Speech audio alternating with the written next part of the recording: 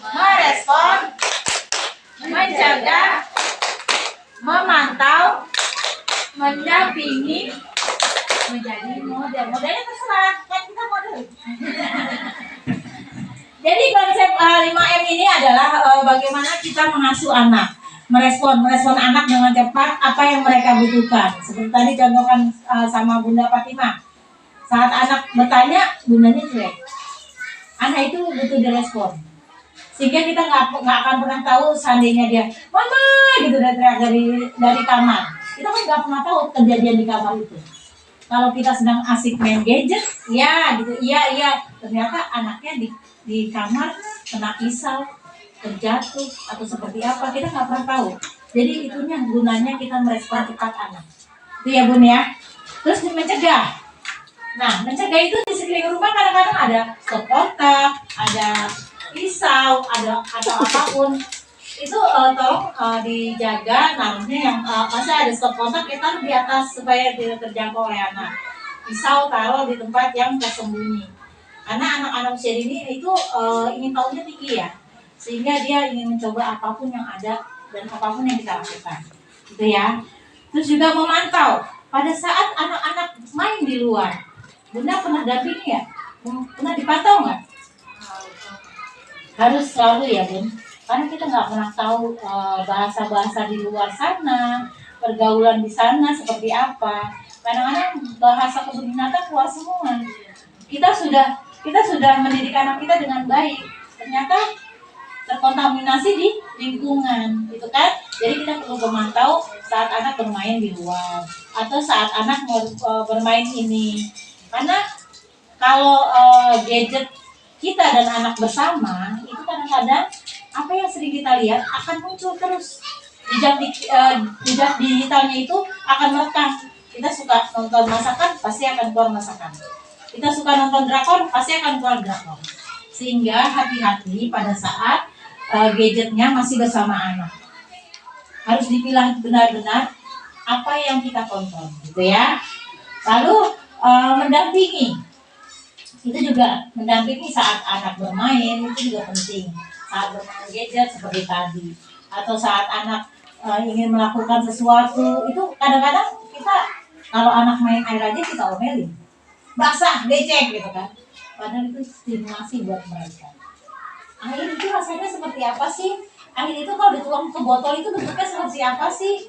Ini antara ini sama ini besaran mana sih? Itu konsep matematikanya Bu. Apalagi kalau sainnya, Bunda kasih warna merah sama kuning. Kita campur yuk nak, jadi apa? Oh jadi oranye. Senang nggak? Padahal itu sains buat anak, ya kan? Seperti itu. Terus jangan pernah menuntut mereka menjadi sepertimu. Kalau dari aku sendiri sih ya Bun, kebetulan kan anak pertama aku tuh mirip ya, nggak jauh sih maksudnya dibanding yang kedua. Tapi kita kalau aku sama ayahnya tuh memiliki, kita berdua aja punya pikiran yang berbeda. Jadi kita di rumah itu selalu nggak bisa maunya aku atau maunya ayahnya. Jadi biasanya apapun kita sharing dengan anaknya, menurut kakak gimana. Jadi kita tidak pernah menuntut sih dia harus kayak gini gitu. Cuman kita memberi arahan. Kalau misalnya seperti ini nanti kedepannya jadinya kayak gini gitu. Jadi kita juga kasih gambaran sama dia itu, kalau kamu lakukan yang seperti ini, misalnya satu positif dan satu negatif gitu.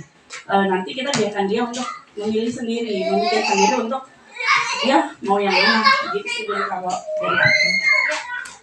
Bagus sekali Bunda, benar ya. Jadi kita harus memberikan sebab dan akibat, karena pikiran anak usia dini itu konkret. Dia tidak bisa kita kalau ngomong berandai-andai itu nggak bisa. Jadi jelaskan aja. Kalau contoh kita kalau melarang sesuatu, misalnya jalannya pelan-pelan. Nanti kalau kamu lari kamu jatuh. Kalau kamu jatuh sakit rasanya. Kalau kamu sakit atau terluka kamu sedih. Itu. Jadi benar sekali Bun. Jadi memang kalau anak kecil ini harus ada sebab akibatnya. Sehingga kalau kita cuma melarang jadi disertai dengan sebab dan akibat. Bantu mama yuk masak atau bantu mama yuk menyiapkan makanan. Contoh, kamu tolong ambilin ya. Kamu tolong ambilin gelasnya ya. Nah, keluarga kita ada berapa orang? Oh, ada mama, ada kakak, ada ini ya. Kan dia begitu memang begitu ya. Ada 5. Oke, kamu siapin jadinya 5 ya. Seribu sendoknya 5 seperti itu. Itu kan menyenangkan. Tanpa kita sadar, itu dia sudah belajar konsep berhitung. Itu ya. Seperti itu. Intinya sih belajar dalam hal apapun itu menyenangkan. Karena kalau anak dipus dengan belajar, tidak menutup kemungkinan pada dia usia 6 atau SMP dia akan capek itu belajar, sehingga nilainya akan drop karena lelah otaknya untuk belajar. Tetapi kalau belajarnya dengan suasana yang menyenangkan, pasti kan dia akan gembira melaksanakannya, nggak akan